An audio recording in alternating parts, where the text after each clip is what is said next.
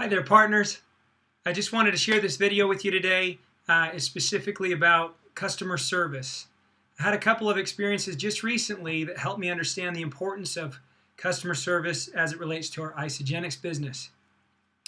One situation was where I ordered it was like a little device that's supposed to help my elbow and the injury that I've had with my elbow. It's supposed to help it recover and recoup and get that nerve working correctly.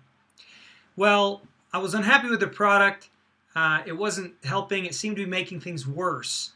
And so I sent an email to the company asking for a refund and telling them I wasn't happy. I immediately, within an hour or so, got a phone call from a gentleman who was very, very well versed in the mechanism of this particular device and how it worked. And it turns out I was doing it wrong. And turns out that I didn't take the time to read the instructions properly. I didn't watch the videos that they sent me teaching me how to do it. We've all made these mistakes, right? Well, by the end of that conversation, I had no interest whatsoever in returning the product. I was completely sure that that product was of the utmost quality and that it did serve a purpose, that it did fill a need and was a potential help for me and solution for me. I learned a valuable lesson there because a very competent individual called me and taught me about that device and made sure that I was using it as it was intended so that I might get my desired result. And I've not even used the product very much since then. I actually left it at my other home, spaced it. But I'm absolutely sure that this product does work and that it will help me in the future. And so I have no interest whatsoever in returning it from this point forward, all because one customer service agent that was very versed and very competent called me and basically dissected my experience and realized that I had done something wrong. It's the same thing with Isagenix. Let me give you another example, though. I bought a washer and dryer from a very large retailer just recently. Would you believe that it took a month for that to be delivered? 1 month. And Crystal and I were getting frustrated. On many occasions, we were getting very frustrated because they would set delivery dates and then it still wouldn't show. And we would actually be waiting for them to arrive and it wouldn't show up. It wasn't there. And people wouldn't come to install it. 5 different times that happened. And so after a month, I was getting very frustrated. However, I didn't give up on them, and I stuck with them. And the reason I didn't was because of a sweet little older woman named Llewellyn who did her job efficiently. She kept on calling me and checking in. And she was so sweet, and she was so service-oriented. And she kept reassuring me that they were going to make it right and that I would be happy in the end. And so even looking back, I can't believe it's not like me to wait that long for something. It's not like me to put up with that.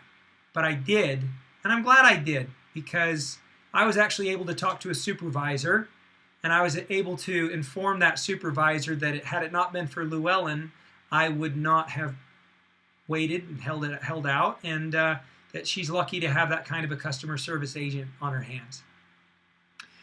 It's the same thing with Isagenix. Let me teach you something I've learned over the years. There can never be too much communication. There can never be too much what? Communication. In the beginning of Isagenix, what did we do to coach our cleansers? We were instructed by my father and my mother to call people every day. Now, with all the resources we have now and all the technology, it's not necessary to call them every single day. You've got so much. They're getting hit from so many different angles.